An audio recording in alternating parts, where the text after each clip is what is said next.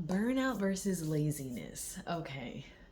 This is one that I feel that most people on the spectrum, whether you're early diagnosed, late diagnosed, or undiagnosed, but you know you are, can relate to, simply because of the way in which this is, I'm probably more speaking more to the American experience, but how it feels to live by the American programming around productivity and what you should be outputting on a day-to-day basis, and what that difference is and the deficit is when you're neurodivergent.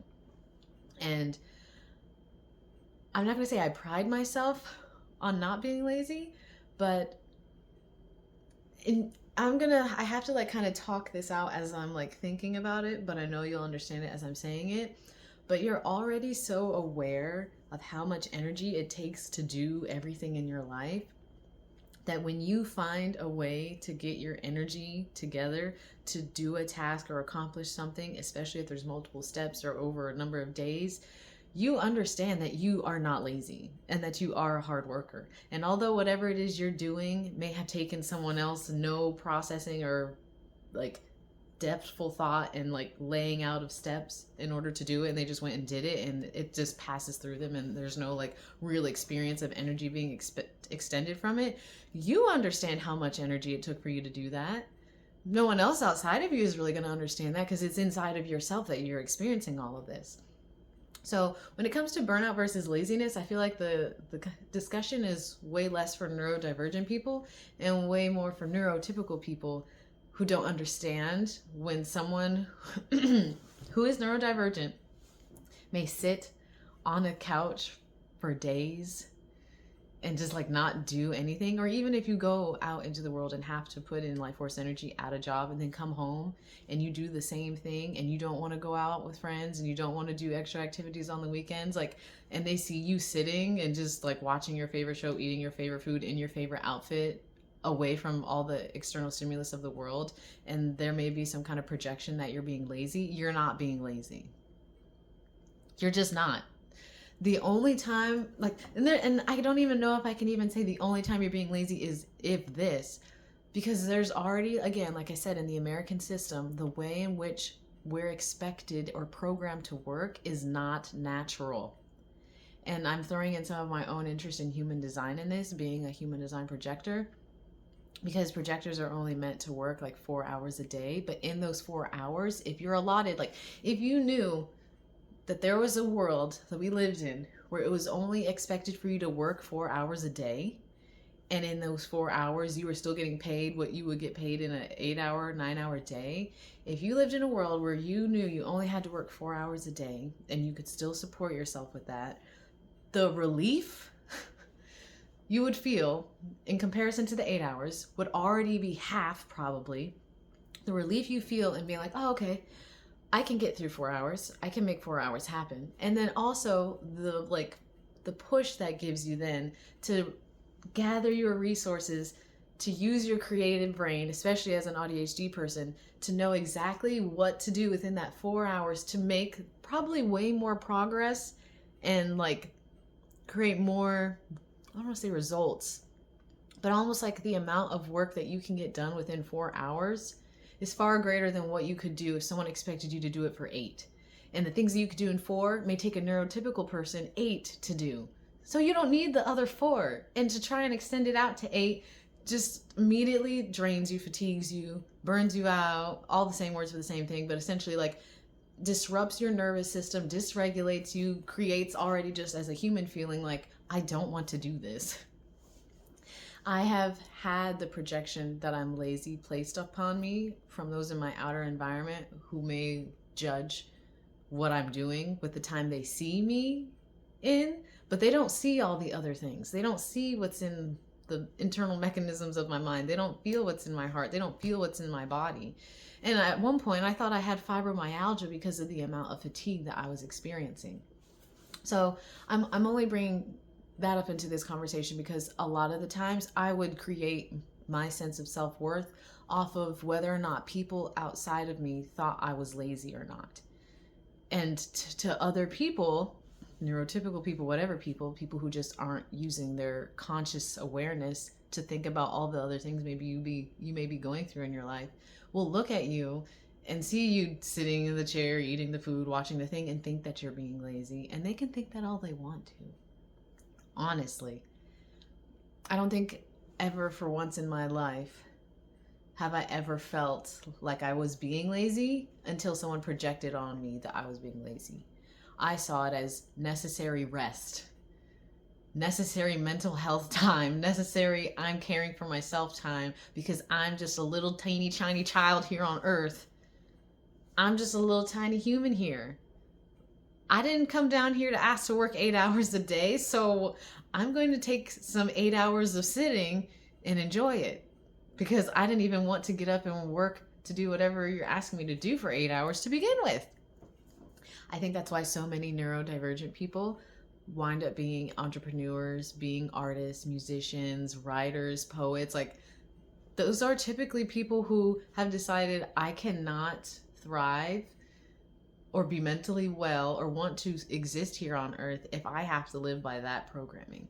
So what can I do, and how can I take all of my beautiful, amazing creativity, and if you're ADHD, all of my routine and structure, and like merge them together and create some kind of pathway for myself to support myself so I don't have to do that, because I don't want to do that. And I feel like a lot of neurodivergent people are here to create new systems and new ways of being and doing, to teach neurotypical people that there's another way to do it.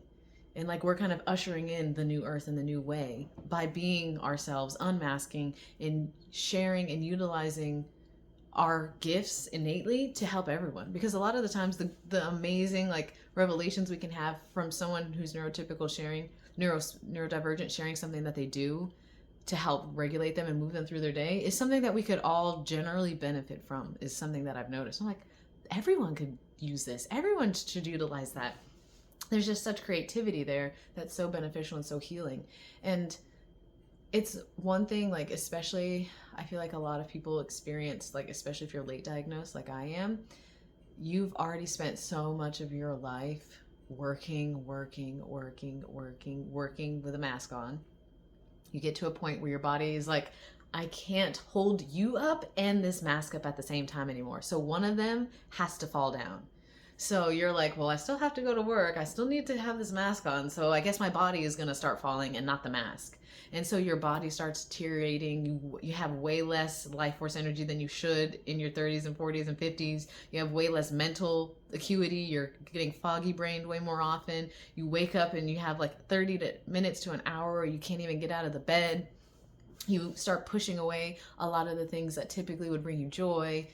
You're struggling with your daily, just regular self-care and hygiene. I lost a tooth because of it, because I kept pushing away. Oh, it's fine. I'll just eat on this side of my mouth. I'll just eat on this side of my mouth. Oh no, I don't have the money for that. Oh, I hate the dentist, until there was an infection in my mouth. And then I had to get the tooth pulled. And that wasn't because I was being lazy about going to the dentist.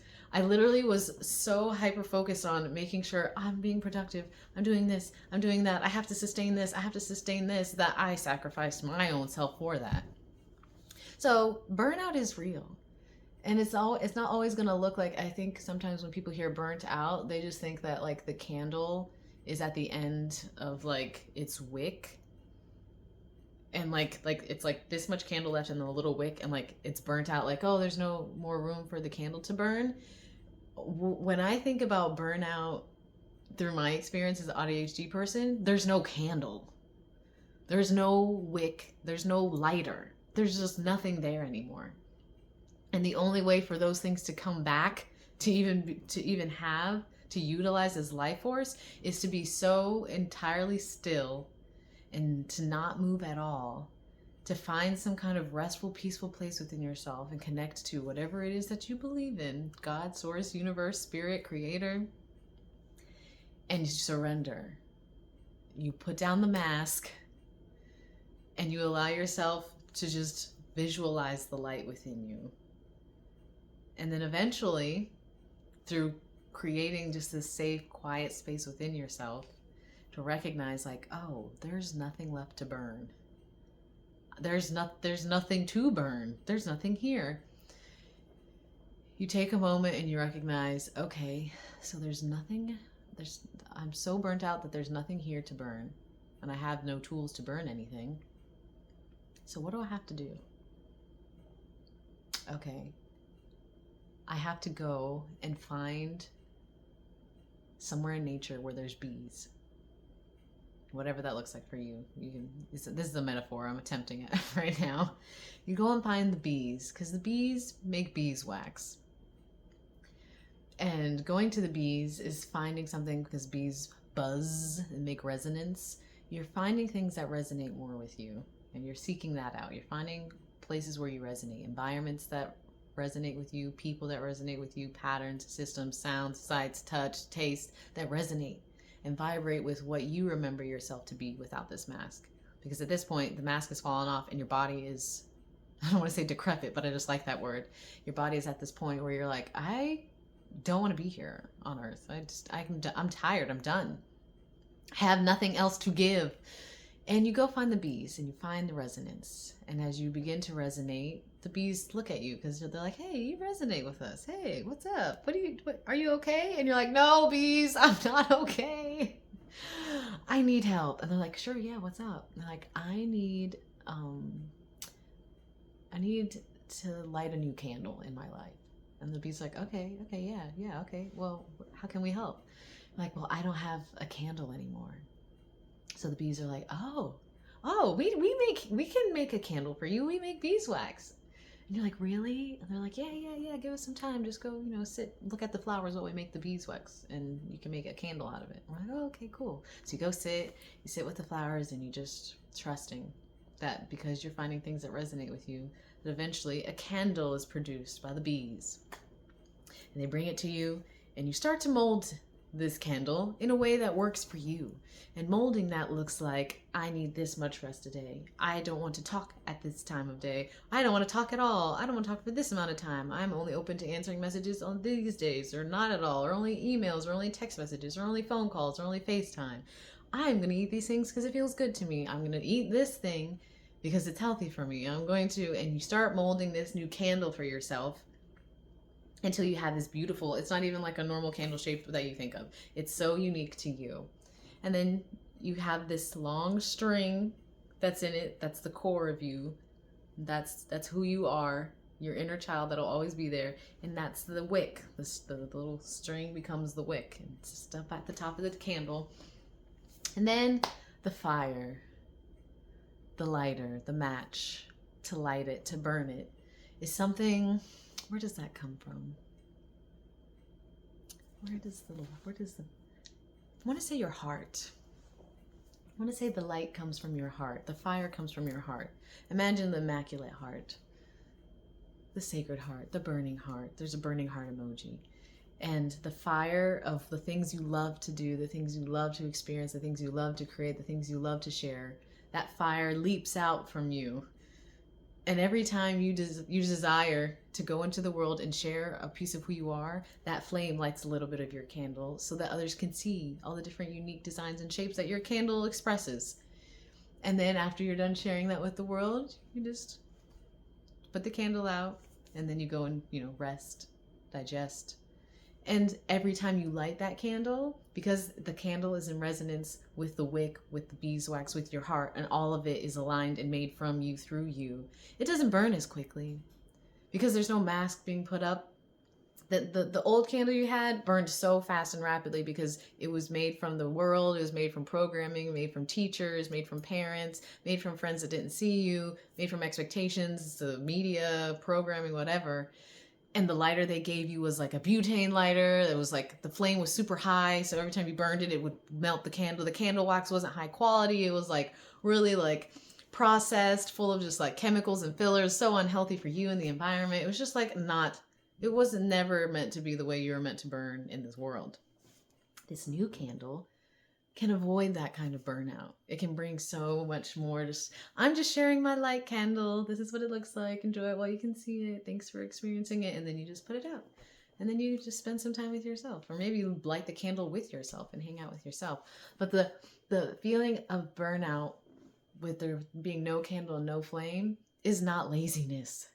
You're simply in a void space. You're being asked to recognize that that there is no candle, there's no wick, there's no lighter left. And that it's time to find things that resonate with you to create a new way of living. Like it's the burnout is a sign. Burnout is a cry for help from your body, from your mind, from your heart, from your spirit to do it differently because it's not sustainable. It's not sustainable. And the body will talk. Your life experiences will talk. Things you watch will talk. Spirit will try to speak to you in so many ways about what it is that you may need. And it's never laziness. It really is never laziness. Every person who I've experienced who's been on the spectrum and I've witnessed them in a burnout and the shame and projection that they can put on themselves, I've never looked at them and been like, wow, you're just so lazy. You're just so like, what? What? No, I'm not. Like, and I feel like this can come a lot more probably from the familial realm, from your parents, family members. It, really depends on who in your life do you feel you cannot go into a room and sit down and do nothing in. Think of that. Where if you were in a room and you felt like, your finances weren't right, your home environment wasn't like, didn't like you're struggling to support yourself or however it may look, the things you think you need to be doing in order to be an adult and the adults around you feeling like you're not doing what it is they think you should be doing. When you go and sit in a room and just try to relax and do nothing, who in that room would come in and be in there that would make you feel uncomfortable and make you feel like you have to get up and start doing something? If you feel like you have to get up and start cleaning, start just moving yourself around, that's a sign that those are not people who want to support the real candle that is you. They're people who want you to keep burning a candle that no longer exists. So just something to keep in mind, just something to think about. So I guess that's what came out for burnout versus laziness. It's just never lazy. I know I keep saying that, but it's really not. You're not ever lazy. Ever. You're not lazy. Say it to yourself, please. Just keep saying it. You're not lazy. You're not. You're just burnt out, and that's okay. And I almost want to say that burnout is a part of the neurodivergent journey, especially if you're undiagnosed or late diagnosed, as like the final straw before you say, I think something else is going on. Like something's not right here. And that's like your opportunity to finally realize like you need more tools to support yourself than the program allows. Things that you maybe have put off because you found them unnecessary, but are so vital for you and your mental health, physical, spiritual, emotional health. So that's where I'm going to close it out because it feels like a good place to let it kind of marinate. Yeah, I have felt lazy, but I know I'm not. I have great work ethic, so creative and hardworking. I want to be of service in a good way that makes sense to me, that isn't perpetuating a system I don't agree with. So yeah, I've had to give myself a lot of grace in that. And I trust you're giving yourself grace in that as well. If this share has been helpful for you, a reminder, a reliever. And as always, until next time, I'm sending you peace. I'm sending you love.